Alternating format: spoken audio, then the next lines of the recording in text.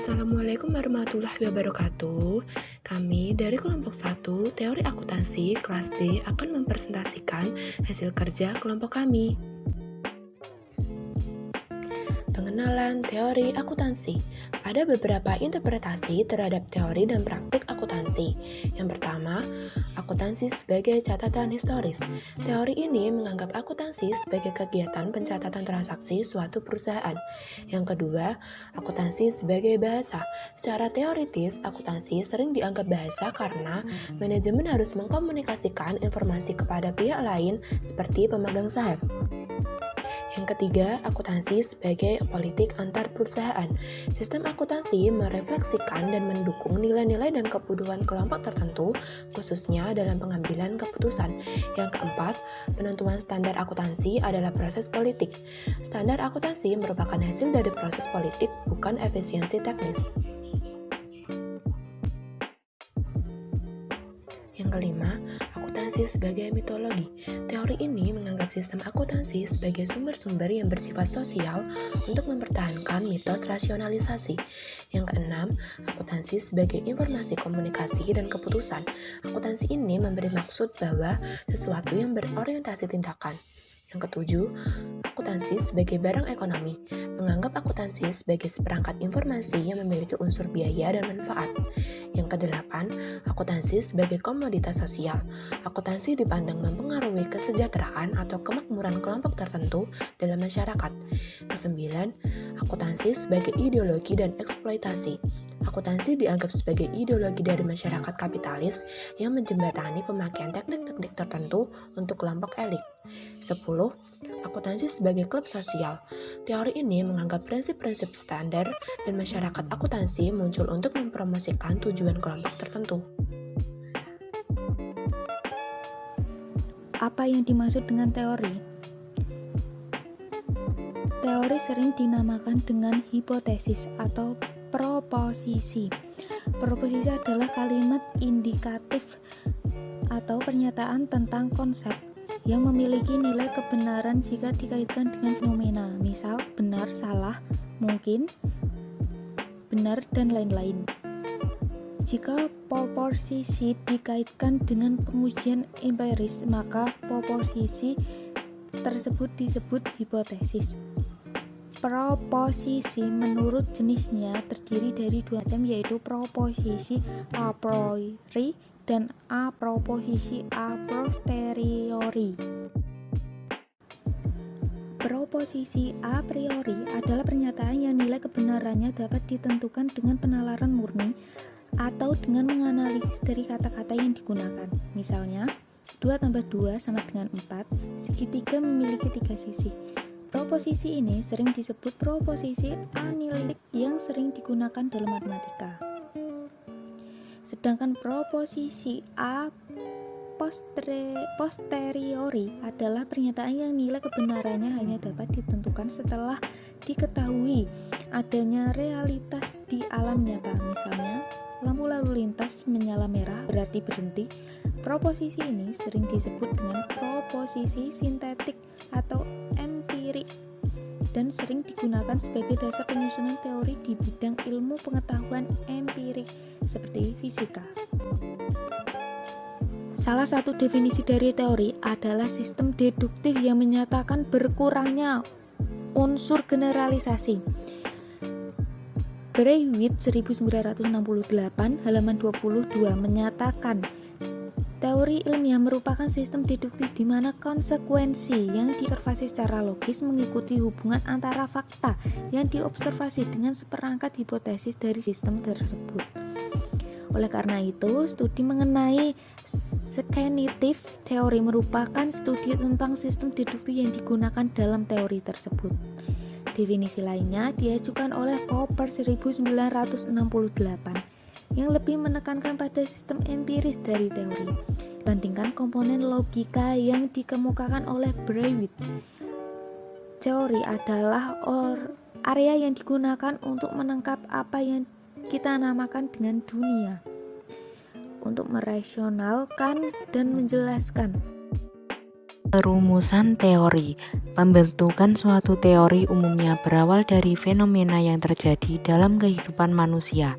Fenomena tersebut menimbulkan suatu pertanyaan yang membutuhkan jawaban.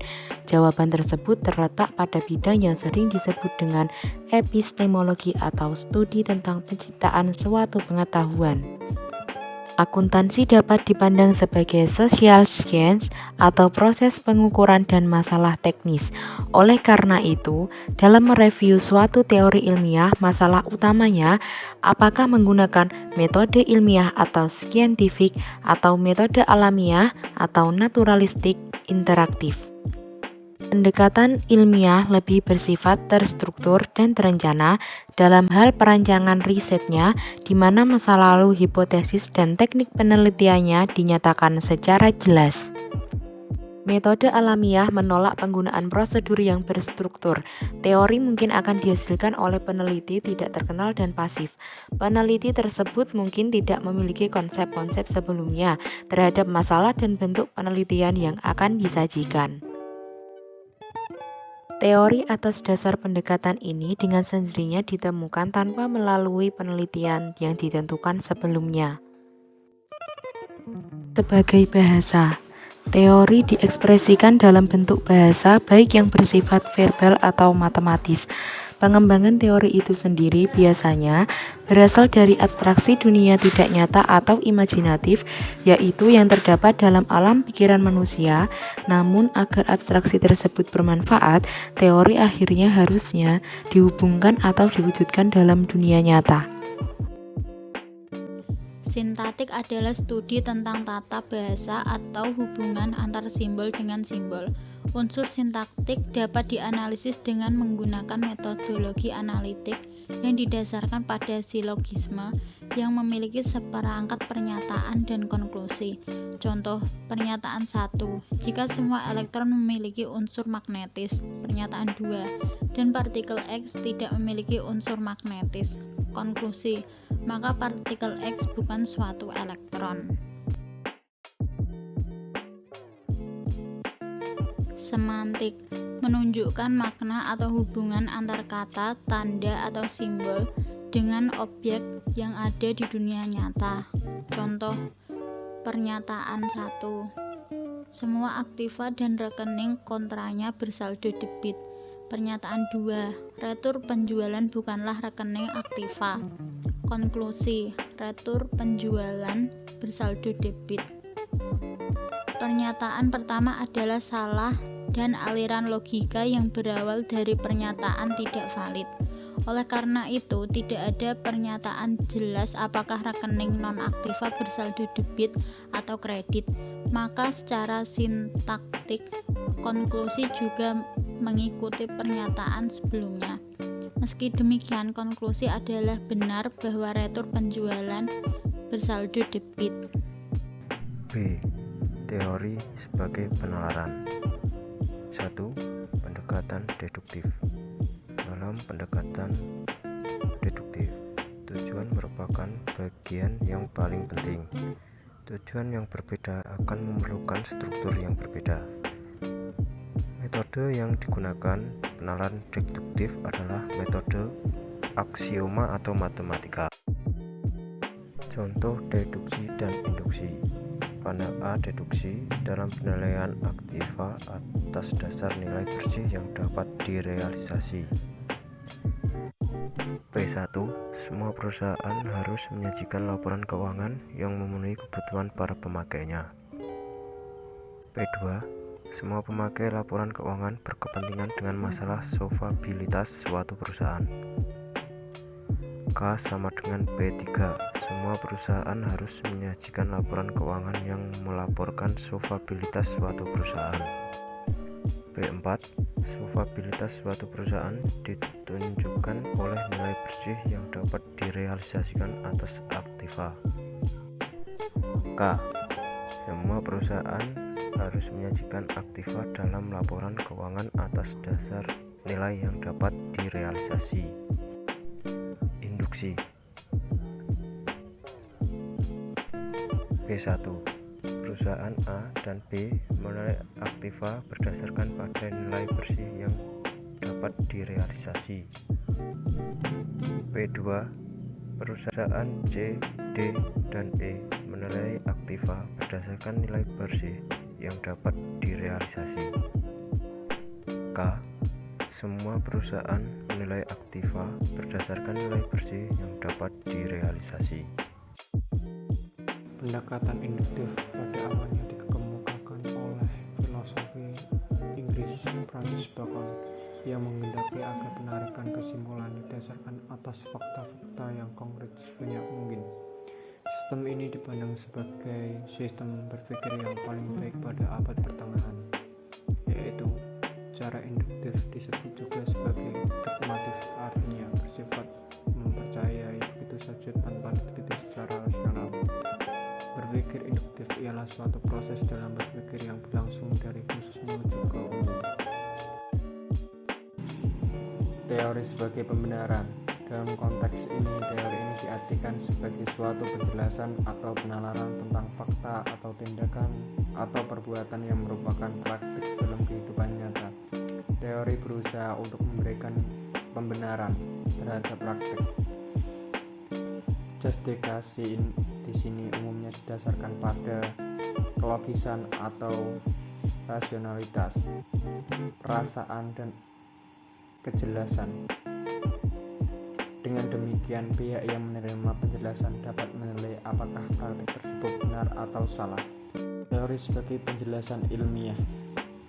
Dalam konteks ini, teori merupakan pernyataan-pernyataan tentang hubungan antara perilaku variabel-variabel alam atau variabel sosial yang dapat digunakan untuk menjelaskan dan memprediksi gejala-gejala alam atau sosial. Selanjutnya yaitu 3 kriteria dasar yang sering digunakan untuk meyakini sebuah pernyataan. Yang pertama, dasar dogmatis. Seringkali kita membenarkan suatu pernyataan yang dibuat oleh orang lain karena pernyataan tersebut dibuat berdasarkan suatu otoritas tertentu.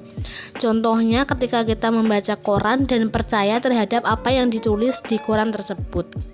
Keyakinan semacam itu mungkin timbul karena unsur agama, politik, atau karisma dan posisi dari orang yang membuat pernyataan tersebut. Dalam akuntansi, dogmatisme merupakan dasar yang sering digunakan oleh akuntan untuk menerima validitas aturan-aturan tertentu. Pendekatan semacam ini dapat diterima karena adanya kebutuhan terhadap keseragaman praktik akuntansi. Kelemahan pendekatan dogmatis adalah unsur bias sering dilibatkan dalam menentukan apakah suatu pernyataan tersebut benar atau salah. Dengan demikian, untuk menilai kebenaran, faktor penting yang perlu diperhatikan adalah pendapat pribadi seseorang terhadap orang atau grup yang membuat pernyataan tersebut. Bukti objektif yang mendukung pernyataan tersebut hanya merupakan bukti pelengkap. Selanjutnya yang kedua yaitu terbukti sendiri atau self-evident. Justifikasi terhadap kebenaran yang terbukti sendiri adalah suatu kelogisan, perasaan, kejelasan dari pernyataan yang didasarkan pada pengetahuan umum, pengalaman, dan pengamatan. Contohnya, pernyataan bahwa akuntansi menggunakan harga pasar merupakan kebenaran yang terbukti dengan sendirinya. Munich pada tahun 1962 mengemukakan bahwa proposisi yang terbukti menentukan lingkungan di mana akuntansi dipraktikkan dan memastikan bahwa semua hal yang disetujui adalah valid atau benar. Dari contoh di atas dapat disimpulkan bahwa proposisi yang terbukti dengan sendirinya dapat diterima sebagai suatu postulat. Postulat akuntansi adalah sebuah pernyataan yang dapat membuktikan kebenarannya sendiri yang sudah diterima karena kesesuaiannya dengan tujuan laporan keuangan dan menggambarkan aspek ekonomi, politik, sosial, dan hukum dari suatu lingkungan di mana akuntansi berada.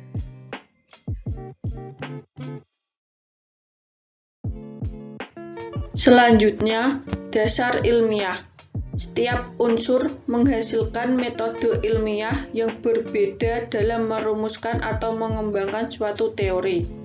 Meskipun demikian, cara-cara yang digunakan untuk mengembangkan dan menguji teori ilmiah merupakan sesuatu yang sering menimbulkan perdebatan dalam filsafat ilmu pengetahuan. Berikut ini akan dibahas perdebatan tersebut. Yang pertama, sintaktik dan induksi. Sintaktik.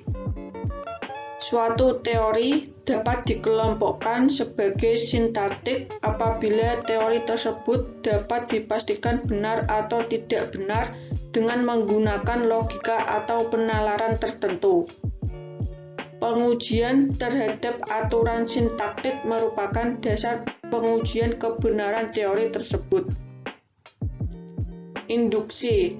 Kelompok kedua adalah pernyataan-pernyataan di mana kebenaran atau kesalahan hanya dapat diketahui melalui pembuktian empiris. Artinya, kebenaran suatu pernyataan dinilai berdasarkan hubungannya dengan hasil pengalaman atas fenomena-fenomena yang ada di dunia nyata. Dengan demikian, pernyataan tersebut dapat dikatakan sebagai suatu kebenaran yang terjadi di kemudian hari dan bersifat kontingent. Selanjutnya, program penelitian khusus yang berada dalam lingkup metodologi ini telah digambarkan oleh Abdel Khaliq dan Ajinkya pada tahun 1979 sebagai berikut. Yang pertama, identifikasi masalah melalui observasi atau induksi. Yang kedua, mengembangkan struktur atau kerangka konsep teori untuk memecahkan kembali masalah di atas. Yang ketiga, mengoperasikan gagasan-gagasan dan hubungan teoritis serta menyatakan hipotesis spesifik yang akan diuji. Yang keempat, menyusun rancangan penelitian. Kelima, implementasi rancangan penelitian dengan cara sampling dan pengumpulan data. Yang keenam, menganalisis observasi yang dilakukan dengan tujuan untuk menguji hipotesis dengan menggunakan teknik statistik. Yang ketujuh, mengevaluasi hasil. Dan yang terakhir, mempertimbangkan keterbatasan-keterbatasan. Falsifikasi. Pendekatan falsifikasi dikembangkan oleh Karl Popper pada tahun 1959.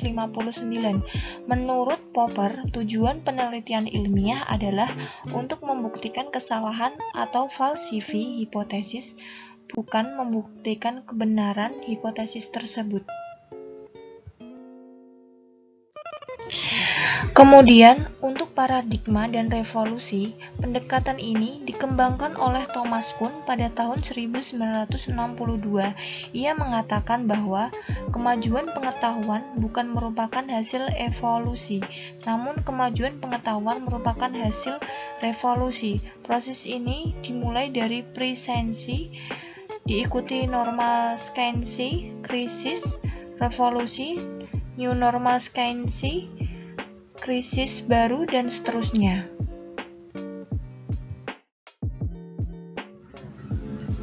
Research programs merupakan pendekatan yang dikembangkan oleh Imre Lakatos pada tahun 1974. Menurutnya, teori ilmiah merupakan suatu struktur yang terdiri dari beberapa asumsi dasar yang dinamakan hardcore dan seperangkat hipotesis yang dinamakan protective belt of auxiliary hypothesis. Contoh dapat dilihat pada ilmu ekonomi makro. Hardcore dari ekonomi makro adalah asumsi bahwa manusia merupakan makhluk ekonomi yang berpikir rasional.